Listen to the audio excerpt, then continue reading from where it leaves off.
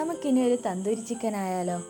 റെസ്റ്റോറൻറ്റിൽ നിന്ന് കിട്ടുന്ന അതേ ടേസ്റ്റിൽ ഓവനോ ഒന്നും ഇല്ലാതെ നല്ല പെർഫെക്റ്റായി പാനിൽ ചെയ്തെടുക്കാൻ പറ്റുന്ന അടിപൊളി റെസിപ്പി. ഇതിനായിട്ട് നമ്മളിവിടെ ഒരു കിലോ ചിക്കൻ എടുത്തിട്ടുണ്ട്.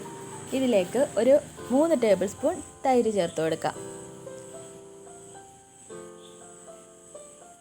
ഇനി ഇതിലേക്ക് ഒരു ടീസ്പൂൺ ഇഞ്ചി വെളുത്തുള്ളി പേസ്റ്റ്, ഒരു 3 ടേബിൾ സ്പൂൺ മുളക് പൊടി, 1 ടേബിൾ സ്പൂൺ മഞ്ഞൾപ്പൊടി,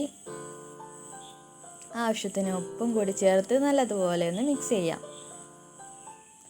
വരഞ്ഞു വെച്ചിരിക്കുന്നിടത്തെല്ലാം നല്ലതുപോലെ ഒന്ന് പിടിക്കണം.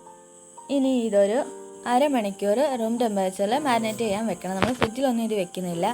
അതിനുശേഷം നമ്മളൊരു പാൻ അടുപ്പിൽ വെച്ച് 1 ടേബിൾ സ്പൂൺ ബട്ടർ ഇട്ട് കൊടുക്കാം.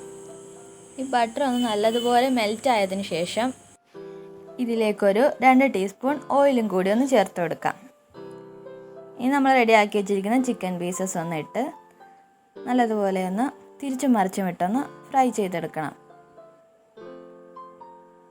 ഒരുപാട് ഓയിലൊന്നും യൂസ് ചെയ്യുന്നില്ല. നമ്മുടെ ചിക്കൻ പീസസ് ഇവിടെ റെഡി ആയിട്ടുണ്ട്. ഇനി നമുക്ക് ഒരു കനലെടുക്കണം. കനലെടുത്തിട്ട് തീയിൽ വെച്ച് നല്ലതുപോലെ ഒന്ന് ചൂടാക്കി എടുക്കണം. ചൂടുള്ള കനലുണ്ടെങ്കിൽ അതായാലും മതി. ഇനി അതിന് ശേഷം നമുക്ക് ഒരു ഗ്ലാസ്സിലേക്കൊന്ന് ഇറക്കി വെച്ചിട്ട് ഈ കനൽ ഗ്ലാസ്സിലേക്കൊന്ന് വെച്ച് കൊടുക്കാം. ഇനി അതിൻ്റെ മീതെ കുറച്ച് ഓയിലൊന്ന് ഒഴിച്ചു കൊടുക്കാം. നല്ല പുക വരുന്നുണ്ട്. ഇത് പെട്ടെന്ന് തന്നെ നമുക്ക് ക്ലോസ് ചെയ്യാം. ഇനി ഇതൊരു 3 മിനിറ്റ് കഴിയുമ്പോൾ നമുക്കിതൊന്ന് ഓപ്പൺ ചെയ്യണം.